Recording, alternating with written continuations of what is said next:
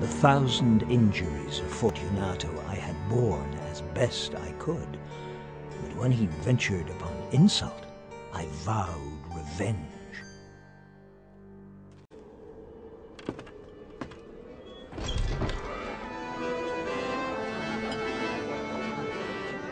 It was about dusk one evening during the supreme madness of the carnival season that I encountered my friend.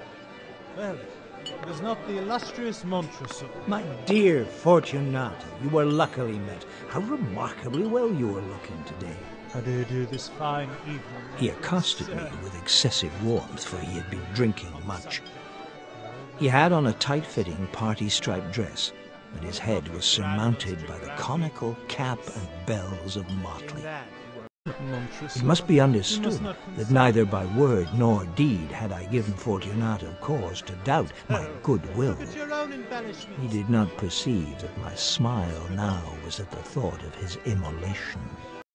He had a weak point, this Fortunato, although in other regards he was a man to be respected. He prided himself on his connoisseurship in wine. Barrett with less affinity for oak.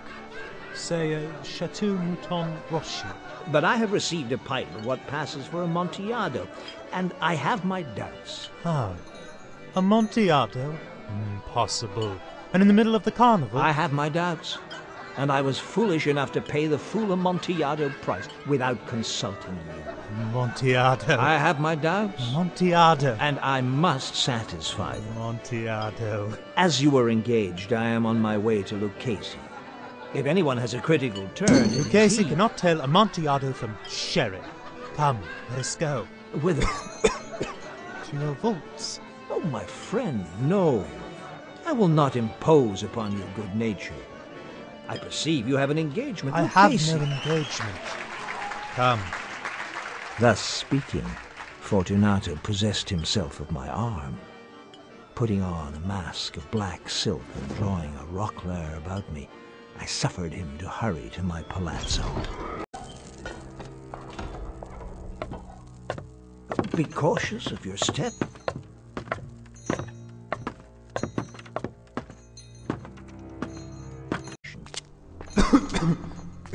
Nater? Nater. Oh, how long have you had that cough? It is nothing. Come, we will go back. Your health is precious. You are rich, respected, admired, beloved. You are happy as I was. We had passed through walls of piled bones, with casks and puncheons intermingling, into the innermost recesses of the catacombs.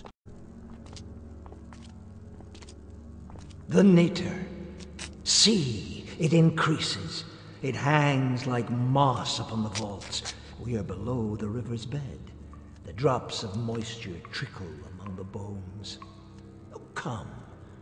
We will go back ere it is too late. You calm. It's nothing. Let us go on. But first, another draught of the Medoc. Let us proceed to the Amontillado. At the most remote end of the crypt there appeared 3 walls lined with human remains in the fashion of the great catacombs of Paris. The 4th wall had fallen, exposing a small interior recess. Proceed. Herein is the Amontillado. As for Lucchese... He is an ignoramus. Pass your hand over the wall. You cannot help feeling the Nater.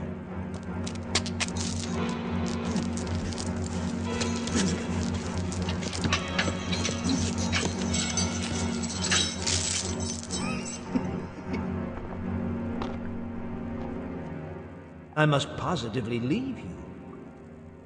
But I must first render you all the little attentions in my power. The Amontillado. True, the Amontillado. As I said these words, I busied myself among the pile of bones. Throwing them aside, I soon uncovered a quantity of building stone and mortar. With these materials, and with the aid of my trowel, I began vigorously to wall up the entrance of the niche.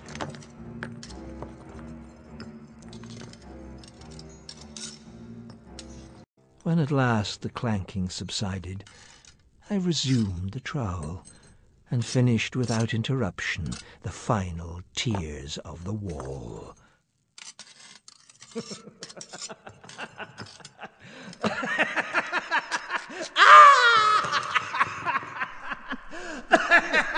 A very good joke indeed.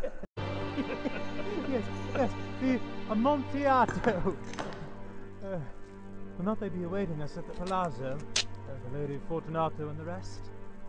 Let us be gone. Yes, let us be gone. For the love of God, Montresor.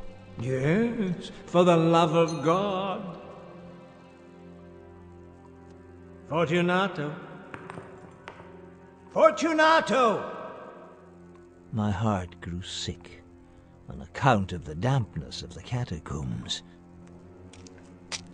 I hastened to make an end of my labor. Against the new masonry I re-erected the old rampart of bones. For the half of a century, no mortal has disturbed them. In pace requiescat. May he rest in peace.